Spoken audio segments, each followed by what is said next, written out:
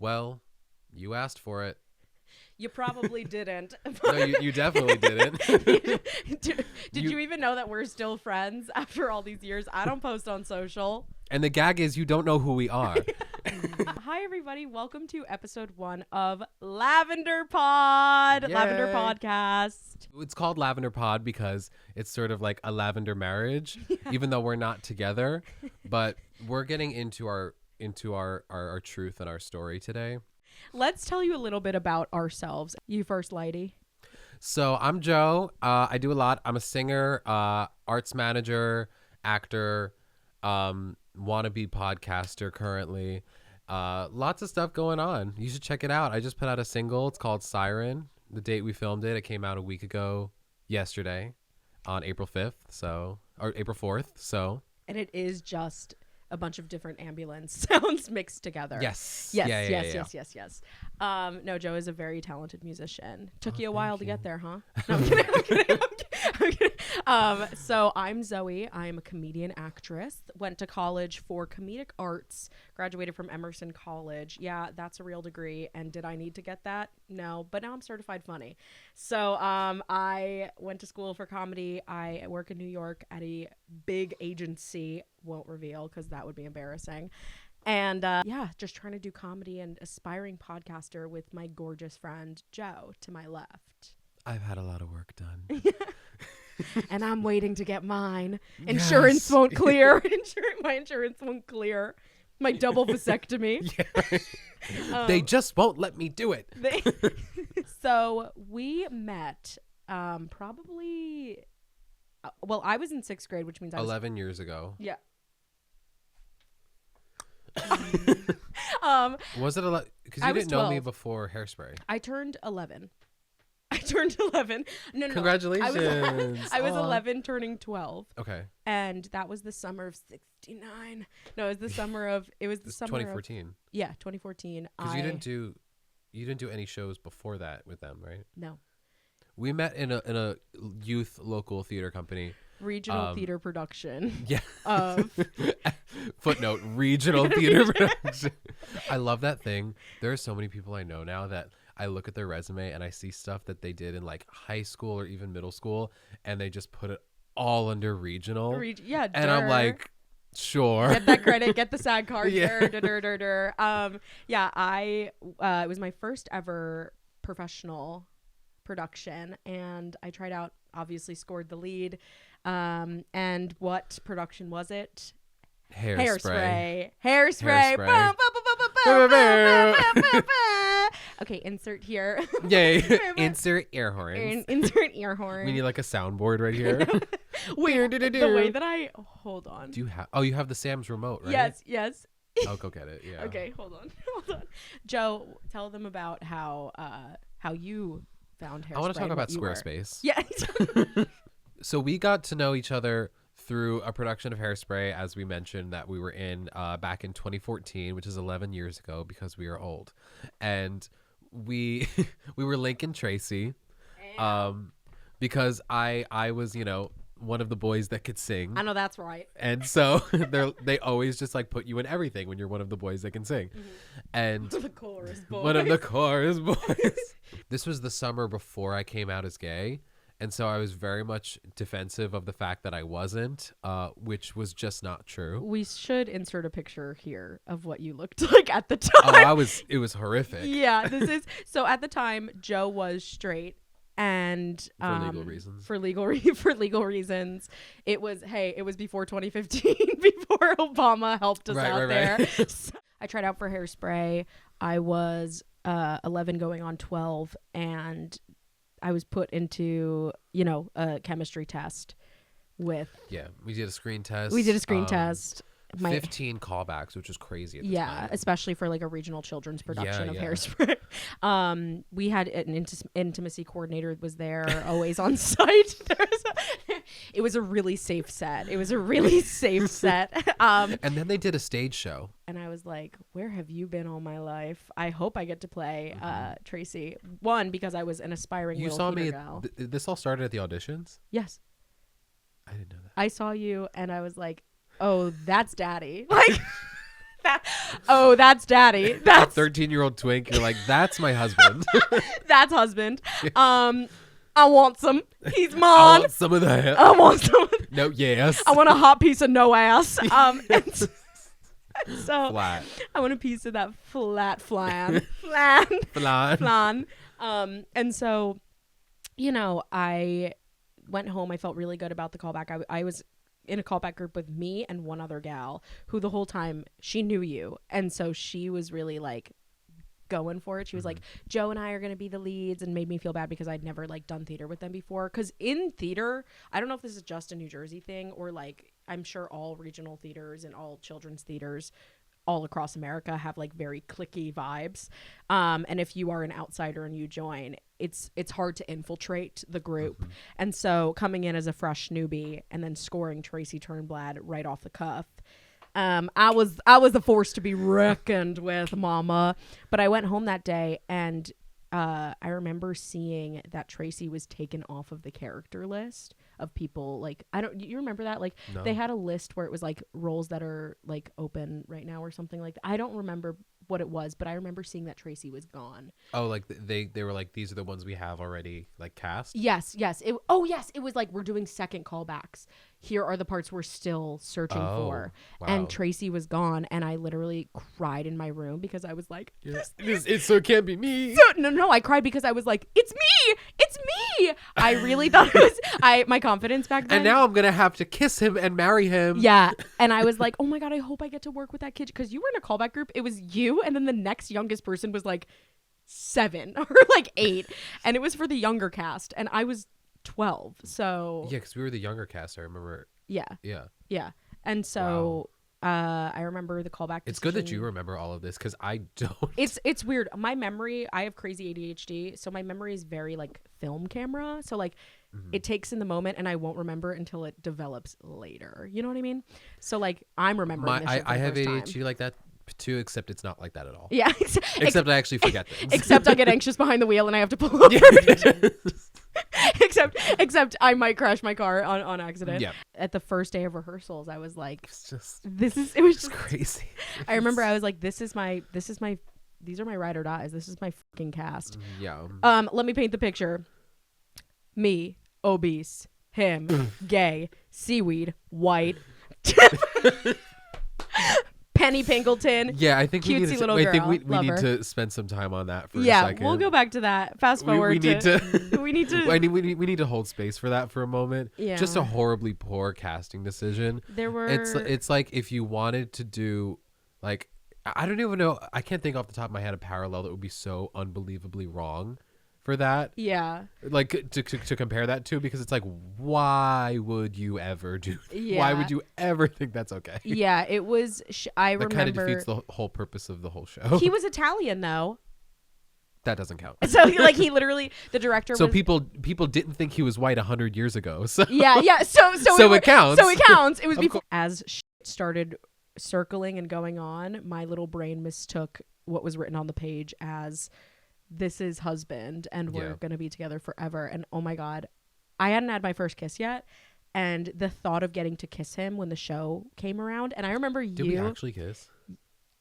Or was it the thumbs? If you've done local theater before, you know exactly what I'm talking about. Let me The tell you thumbs. what happened, because I remember this so well. And also the thumbs thing. I like how used you're to- recalling all of these memories like I'm like somebody 85 with dementia being like, you did this, Grandpa. It was great when you did this thing. Do you remember? No. No. Gag. I'm hungry. It's dark in here. That's another thing we'll get into. It's dark in here. And so I was like, oh my God, I get to kiss this boy. And I remember saying to you, like, hey, like, what are you thinking about the kiss? Like, what should we like start practicing? This Like, I remember. I was like, should we start like practicing, or like should we like do it during rehearsal? Like, I like what? And you were like, let's save it till the performance. And in my head, I was like, oh, he want me bad. We're waiting for it. I was like, yeah, okay, that's good, because I don't think I'm ready yet. And I like, oh my God, I remember, I've never told you this. I would practice kissing on my hand like this. Oh my God. For when we would kiss. I don't know what I thought would happen. Like we would have a full blown makeout on the Yeah, right. stage. An audience of like 500 parents and grandparents. Just This is 3 minutes of kissing. This wet, I know they had a white seaweed, but I think this is taking it a step too far. These white little children getting into hot, wet kissing. This is crazy. What happened was we did 3 performances. First night, we go to kiss. I got scared. I curved you. We did a kiss on the cheek. You kissed me on the cheek, but it was a dip. So we dipped, and I would always look at you. You kissed me on the cheek because I also got need to scared. talk about when the set fell, but continue. Oh, I'll save it for my after you finish God. this. Oh my God. Then night 2, I was Night ready 2 of for Coachella? night two of Coachella. Yeah. I was drugged the fuck out and ready for the kiss. I was ready for the kiss. You turned away. I kissed like here. And I remember telling people like, I kissed him a little bit on the lips, but not yet. Like, oh my God. The last night rolls around. I'm pretty sure you just looked at me and we smiled at each other. Oh my God. The image just flashed in Yeah, my brain. I know right? exactly. It was just like a... Yeah, we just stared at each other because I think I was crying because I was so sad that the show was over. And also, they had us run in. If you know the song "You Can't Stop the Beat," cue Nikki Blonski. Oh, they had us go from... You can't stop an avalanche as it races down the hill. Hi. I'm so sorry that your sister died. That gets 3 big booms. This is Nikki. Hi. Hey, this is Nikki Blonski from the movie Hairspray. Hey, it's Nikki Blonski from the movie Hairspray. Hey, it's Nikki Blonski from the... So, it was the last night and we did not... Oh, You Can't Stop the Beat. They had both of us running in from the back of the theater. And for context, this is an old movie theater that was... It was a theater... Then they made it into a movie theater, I think, and then converted it back to a regular theater. And so the house was super long. And so super long and you had to steep. go down. This was our path.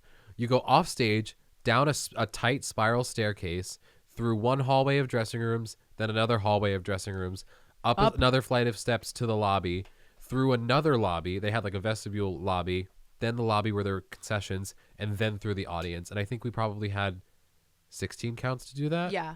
It was like, if there was like a 7-year-old playing on an iPad in the way, they were getting elbowed. Yeah, and they might get a permanent brain injury. Like, it was just, we had to go. Yeah, and we took that shit seriously. Yeah, when you're a kid in those theater communities, you really think like the 3 shows that you're doing in August during the summer before school starts is like life or death. This is your like Broadway run. Yeah.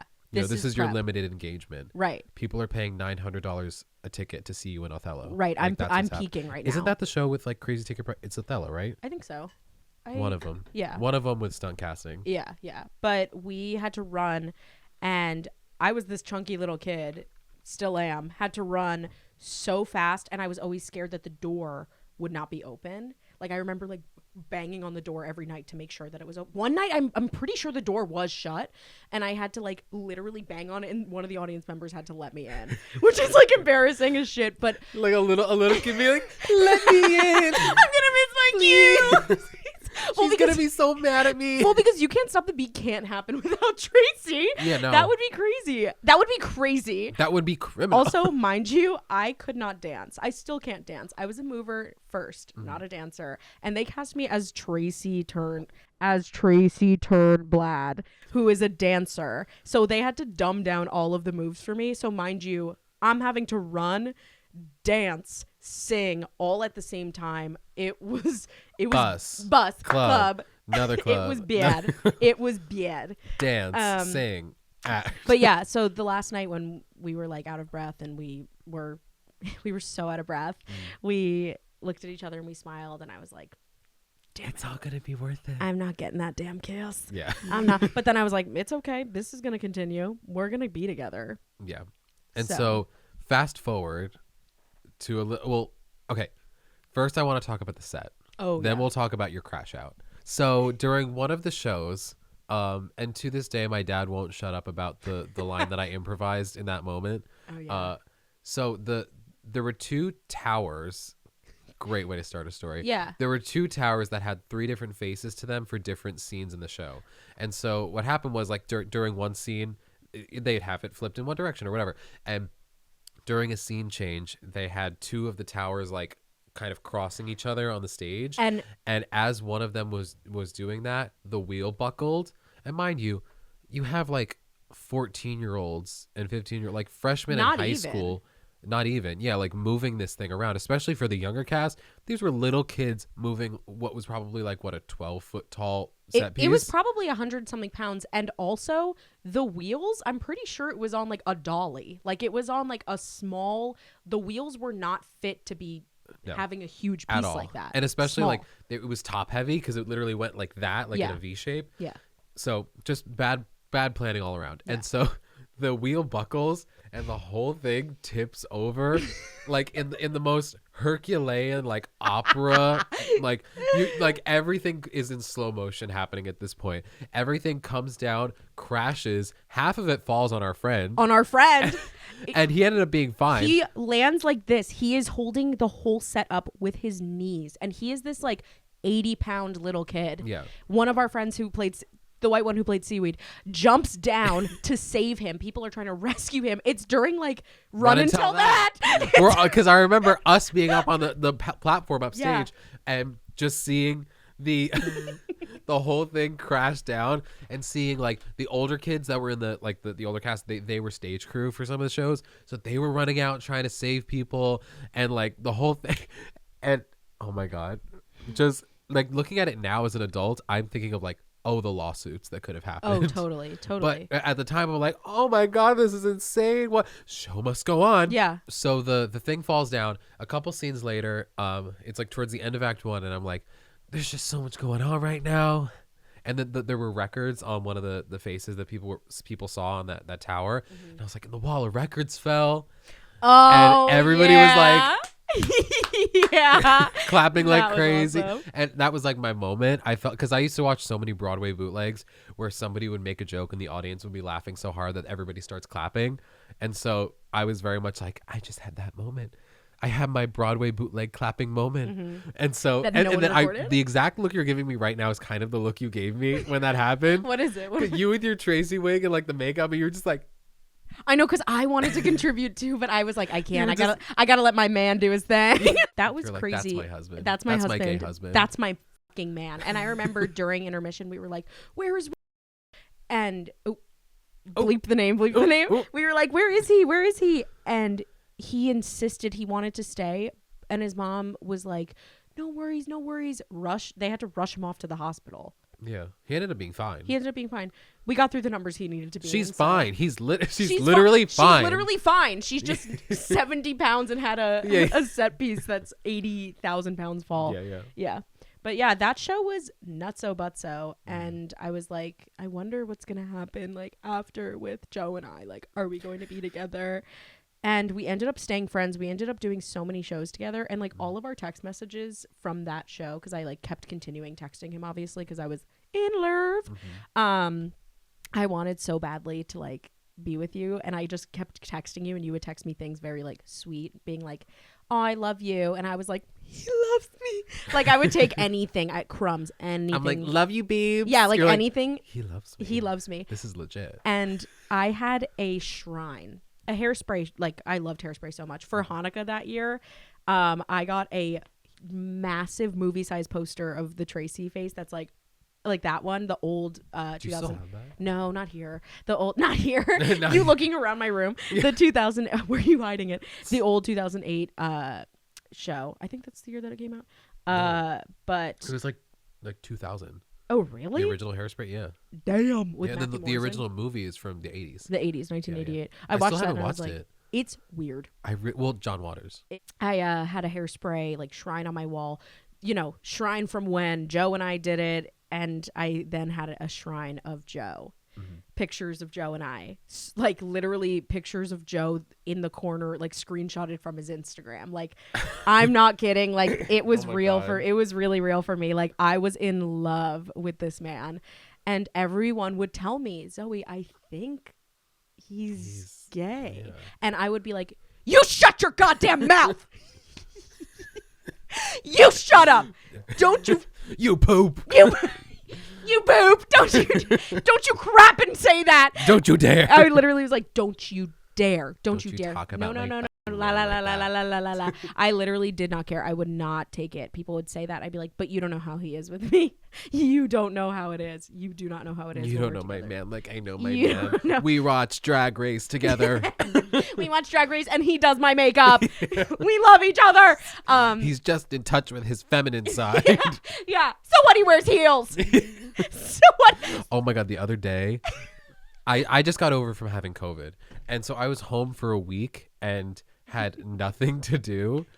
And you bet I went through all of the heels that I still have in my room and was just walking around the house with them. I literally have like 10-inch Gaga heels now.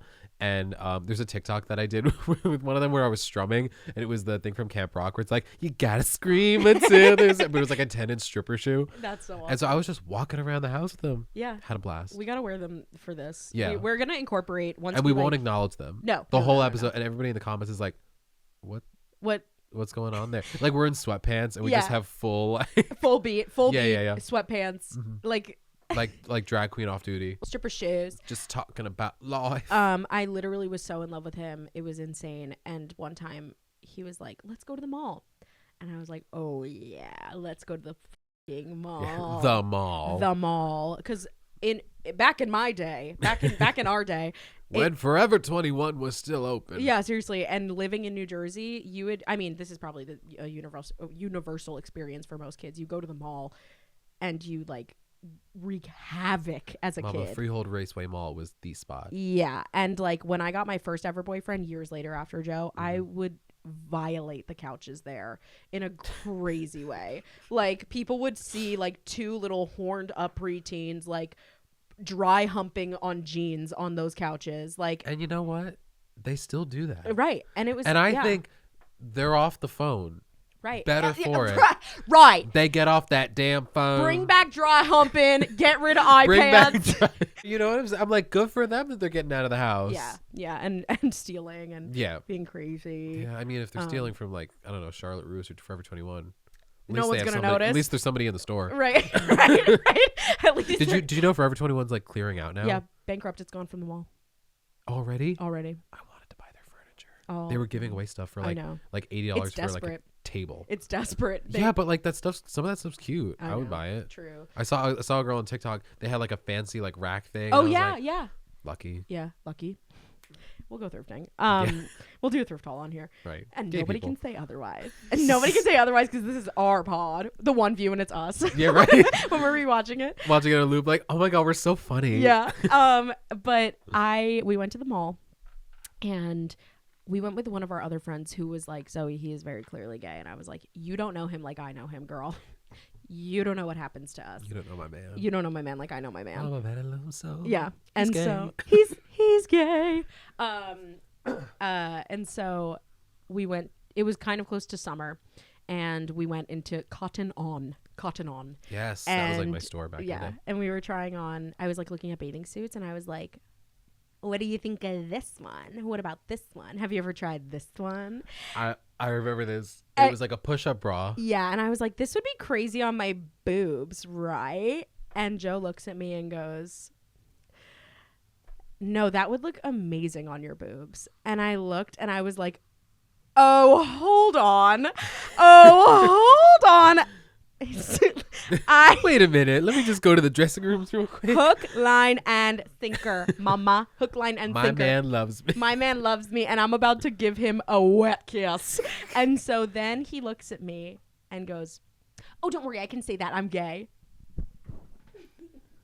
It's gone. It's a wrap.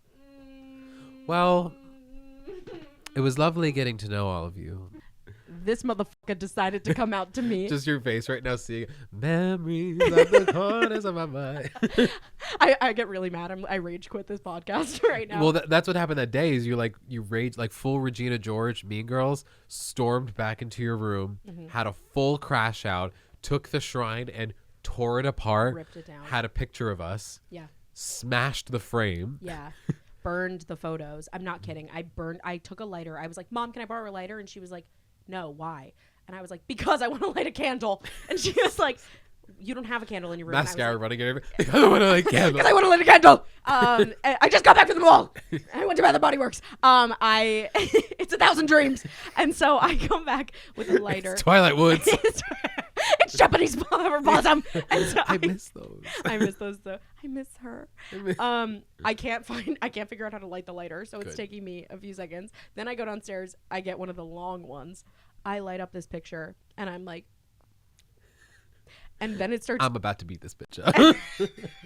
And then it catches fire in a crazy way, and I was like, oh shit. I had to put it out, but I was so upset, and I was in denial for a while. Like I was like, oh, I can fix him. I can fix him. But when I meant fix him, I meant I can take him to conversion therapy. Yeah. Hey, you want to go on a cute date? We'll get ice cream. Yeah. Remove the sign. I suddenly wake up in Idaho at like some sort of straight conversion camp. You're in the desert. Yeah. But yeah, it was real for me. I was really, really in love with Joe for a really long time. And then still are. Yeah, and still am. And yeah, then we decided that we'd be better off as friends. But then, get this, years later, we're like sitting together, and I said to him, like we were talking about people we would have dated back then, and he was like, I probably would have dated you if, like, you know, during Hairspray. Like, I mean, it made sense. You were Tracy, I was Link, and I was like, I'm gonna literally shoot myself in the foot right now. Like, there is no way he just. Oh, you would have? So I'm gonna kill myself. Yeah, so I'm gonna kill myself right now. It was like an I told you so moment, like, for everyone, but then it also was like, this doesn't have like any, like, there's no backing, there's no meat for this. Yeah, but like at that point, like, you probably had taken a couple of things up the back by then. So. Yeah, by that point, it was just sort of reflection of like, well, I'm so far into the gay world at this point that, you know, if I felt like pretending to be straight a little bit longer, I probably would have had the bandwidth emotionally. You were like, you're a bear. You looked at me. You're like, I mean, yeah. I could give you a lace front beard. Yeah, and, you know. Yeah. You're giving bear vibes. Like me and my little short stout. You can't see right now, but I'm 5'1". I'm so little. My little frame. We were at the diner, and Joe was like, I probably would have dated you. me like in early high school, because my gayness was interesting. Like I came out summer of 8th grade, and like summer after 8th grade, and from that point on, like I had already had like the musings of homosexuality like floating and swirling around my brain. And then once high school started, my first 2 years was like full force. You old queen. You old queen. I was like hooked onto stuff that like me death dropping at like the high school cast party. Yeah. And then I literally that night I went up to their friend after, and I overheard them. They were like, he did it. Like they knew I was gonna do it. He did it. He did it. He did it. That gay little one. That gay guy did it. That gay guy did it. And we're proud. A gay guy talking about that gay guy did it. That gay guy did it. He did it. Yeah. So I like got into that. I like got super into like the early seasons of Drag Race. And it was like all of this stuff that I was just like so obsessed with. And I started wearing makeup to school, and I was like, it was like the era of like beauty influencers and the James Charles of it all. You had a makeup account, it was like, too. I had a makeup account too. Yeah. Insert photos here. Yeah. I like was really good at putting on makeup at 3 o'clock in the morning and then face tuning it. Yeah. It was a skill. He put drag on me one time. Insert picture here. And it was good. And it was good. And then I remember I was like, well, I mean, what would you wear with this makeup? I mean, I'm usually shirtless when I take the pictures. And you're like, well, I can't do that. But you wouldn't want to see it because you're gay. Because you're gay. And also, let's preface, let me drop a bomb on the pod. I'm also gay. We've talked about this. You're so brave. Oh my God. Whatever. You guys. Okay. Yeah. I'm also queer. I'm one of them queers. One of them queers. I am pansexual. It's about hearts, not parts, mama. I unfortunately though am in a situation with a man right now. Wait.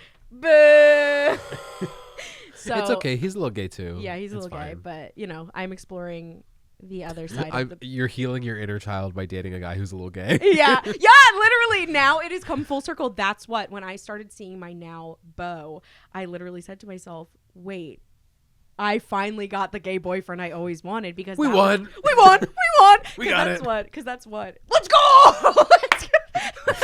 Let's go. Lesbians, they find another haircut for a 12-year-old boy. Let's go. I finally like.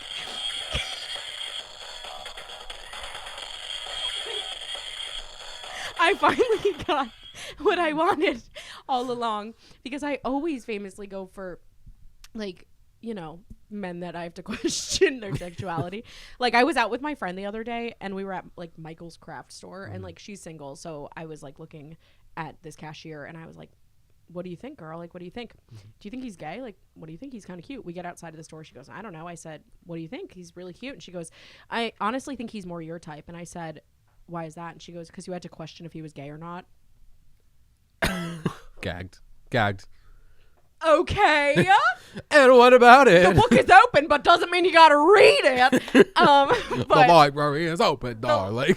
And so yeah, that's what. So I am queer. That's also. Are you crying? I'm queer. You coming out? I never knew this, you guys. She was straight, to my knowledge. She just really loved guys that were not into women. Me dating, I literally just got out of a 3-year relationship with a woman. Like she lived in Boston. Of course you did. I lived like have you seen, like, you guys can't see the rest of my room, but it looks like like an art teacher took too much LSD, threw up, ate pussy, and then like and went through a photo album. Is like, I need to put everything out here. Yeah, seriously. I need to put my entire life. I need to see it here. I need everyone I know staring at me. Yeah. When I flick the bean, I need my nana looking at me. Before we get any, you know, I don't think we'd get any hate or anything, but like, no. I am queer. I can talk about queer topics because I identify as that. And yeah, so like, that's also what sets our pod aside from most people. We are both two homos, 2 gay people with a podcast. It's never been done. It's never been done. Ever. Never. But I think our story is interesting because, you know, that's why it's called Lavender Pod, because I guess we're sort of spending time with each other and creating the relationship that would have existed if we dated, in a way. Maybe. The time we spend with each other. I know this little table here. Is this when we kiss? Is this... We gotta lean over the podcast.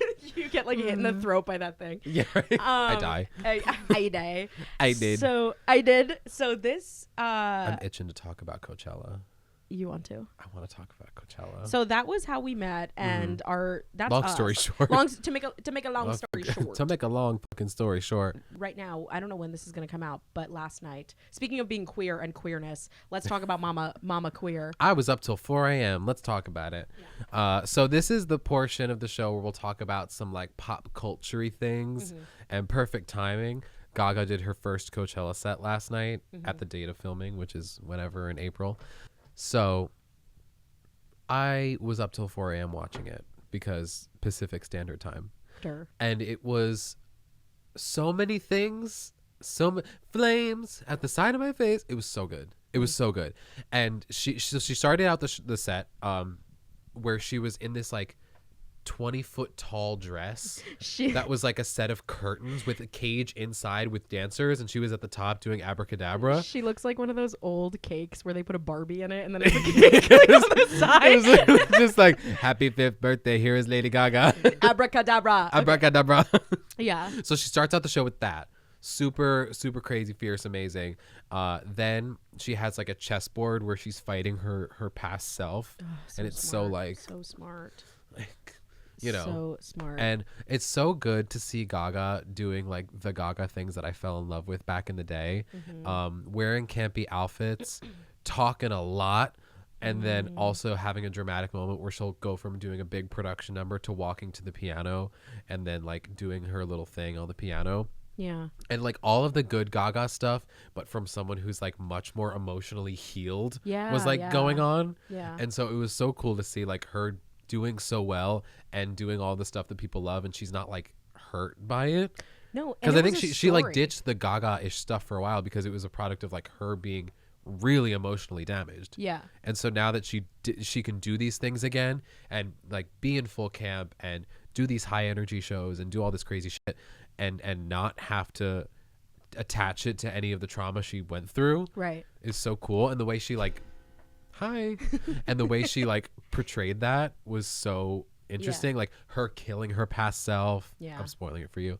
I saw Bad it. Gay. Oh, you watched it? Bad Gay. I saw a little bit of clips, but I have Girl, to you gotta fully watch I it. know, I gotta watch it. And then she also had a sandbox. Yeah, I saw that. Oh For my what song was God. it? Perfect Celebrity, Ugh. and all the skulls around her. Dude, It was just gay heaven. I loved it so much. That's what it was, a performance. And the opera house setting I thought was really cool. Yeah. I like the fact that with all of her tours and live performances now, she'll take the original concept for the album and say, "Oh, you thought it was going to be this, but the gag is it's going to be that now." Yeah. Like what she did with Mayhem. Yeah. Not Mayhem, Chromatica. Yeah. Because Chromatica was so like the album was like, "Oh, we're taking you to another planet," kind of, and it's like very bubblegum and fun and whatever. Mm-hmm. And then here's Elton John, by the way. And then and then the tour was like brutalist, right, brutalist, bloody, like craziness. It was like the precursor to Mayhem, in a way. But no, I loved it. I loved every second. Me, like in the dark, a foot and a half away.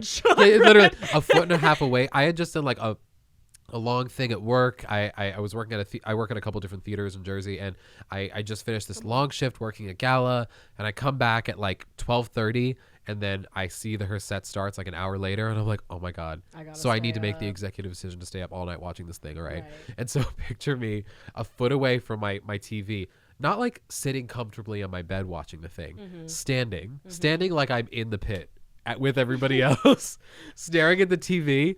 I'm gonna like, be in the pit. Like, no way. And like just standing there, like right in front of my TV, in the dark.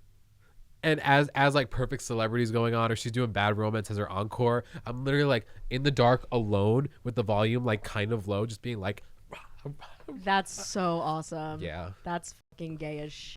Yeah, that's a problem. So awesome. I had an unhealthy relationship with Lady Gaga a couple years ago. Me too. I mean, where like I could not stop obsessing about her and thinking about the fact that she was like the greatest celebrity to ever live. Which like me as well. Is a weird thing to say because I think you can't really rank that type of thing. But at the time I was like, she's never, nobody's ever been through what she's been through before, and how she rose so quickly. Gaga alone. Literally, like that was my vibe. Yeah. And so, you know, it's good.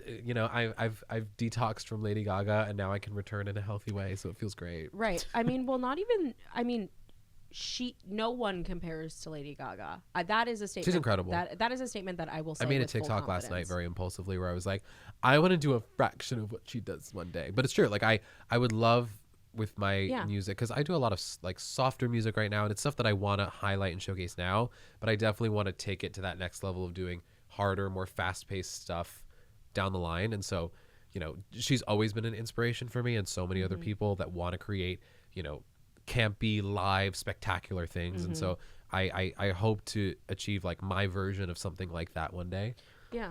Well, and you will. You absolutely will. That's what to me, celebrities that are once in a lifetime celebrities are people that everyone looks up to and created a movement. Like she arguably there is no other celebrity like her. And she started, whether it was with like gay culture, with the campiness of it all. And for a while it was like she was camp because that's what set her out from most people. And it was she's smart. like old school New York too. Yeah. Like Stephanie, she was lucky that she grew up in like the tail end of when like New York was really cool. Yeah. And it was like pre-social media, pre the internet. Us just making her sound old. The way she rose early on in her career, and she didn't take time off, but that she took a different route for a little bit throughout like the tail end of the 2010s, and then now coming back this full circle moment. Because I feel like Chromatica was the first step. Mayhem is the moment. Right. That's what she is, a celebrity. She started off with what they wanted for her, which was to be this crazy girl who like would be in costumes and the meat dress and all that stuff. And then she was actually able to forge her own path when she got that popularity, like with Joanne, with like, with art pop. Like she has done it all with her jazz albums, with her jazz residency in Vegas. Like she really forged her own path and knew she had to put in the time to then be able to figure out what she wanted to do. She's now doing movies. She's doing it all. She really has it's taken her time to be able to do what she wants to do, but she is a true inspiration of the payoff is worth it. the payoff is absolutely worth it. And she can have her choice at whatever she wants to do. And she knows that people will eat it the fuck up. She will always have listeners. She will always, Gaga, you will always be famous. Her listening to this podcast. Her listening to our podcast. Fan of the pod, Gaga. Fan of the pod, Gaga. Fan our of the only pod, listener. Stephanie Germanata. Yeah, like that's what I want to go to her restaurant in the city. Me too. Have you seen? We should go. Yeah. We should go. We should go. We- We should get our Mayhem tickets. Yeah. Spend $2,000 for pit because Yeah. we have money. I'm finna be in the pit. Yeah, I'm finna be in the pit. Yeah. And I'll take out a loan. I'll get a lien on my house. I will sell my firstborn even before it's alive. Yes. There we go. There we we'll go. promise him. Yeah, to you'll be a someone. surrogate. Yeah, I'll be a We got time surrogate. before the tour. Yeah, we got yeah. Pregnant at Madison Square Garden. Be like, hey, rub my feet. Perfect celebrity. Yeah, like that's so funny. The baby inside. I know. It makes the baby gay. My baby is going to be Gaga. My baby is going to Baby be Gaga. Baby Gaga. Yeah. Lady. I saw when Gaga got engaged. It was like, congratulations, Lady Gaga and Sir Goo Goo. Like something. Yeah. Actually, no. Yeah. See, it works for me. I don't That's know what. why. And now she's like with the love of her life, and she is doing. Yeah, she's so she just she's seems happy. She's happy. She's doing so. We could go into Gaga. You and I. We'll do an episode on it. So Yeah. this episode was slightly different. We're just talking about our lore and our backstory, Mm-hmm. but the majority of our episodes will be going into different topics and Mm-hmm. kind of doing it in this format. But this was like hyper specific, just so you guys get the vibe of us first. Yeah. And then we'll do an episode on Gaga. We'll do an episode on all sorts of stuff like that. Yeah, we'll have there's a lot of ideas. We are very open to all kinds of ideas. And let us for know what you this. want to hear. Yeah. If you want to hear two gay people talk about some stuff, let There's us know too much of that nowadays. There's too much. Too much gay people Cause talking. of woke. The woke Made gay people get mics. woke. Get those mics away from those queers. But yeah, anyway, we're gonna, have segments, potentially have guests in the future once, you get comfortable with us for a little bit. Yeah, yes. No, yes. no. We're gonna have structure. We're gonna be crazy. It's gonna be mayhem. It's gonna be kooky. It's gonna be wild. It's gonna be kooky. It's gonna be wild. We're gonna answer questions. We're gonna tell stories. We're gonna laugh. We're gonna talk We'll about, laugh. We'll cry. Yeah. We'll talk about like pop culture. We'll talk about hot takes. Maybe we'll try food sometimes. Like You want to hear some asthma? Ready? We really just want to.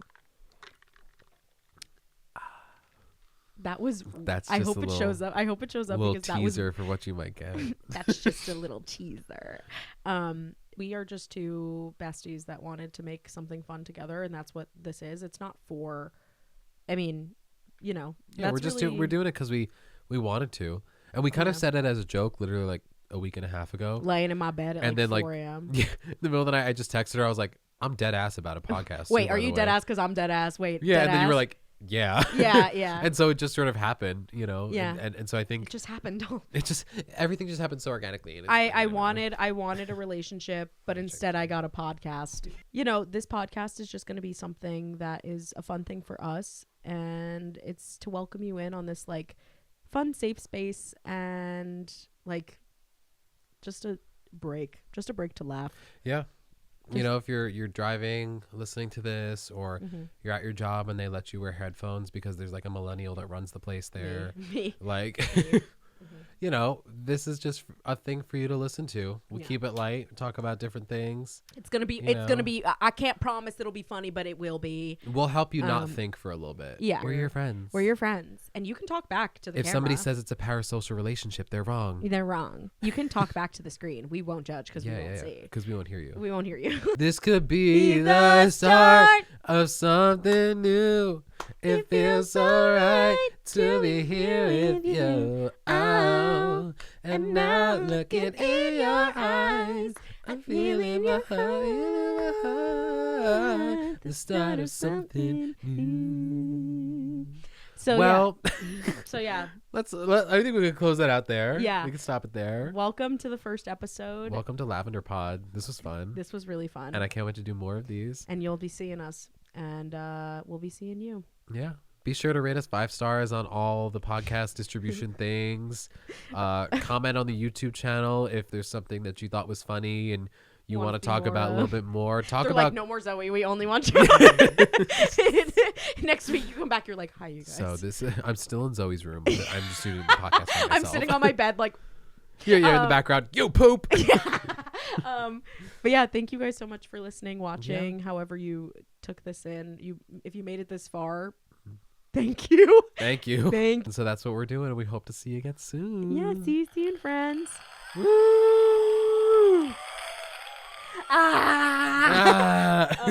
Okay. And cut. And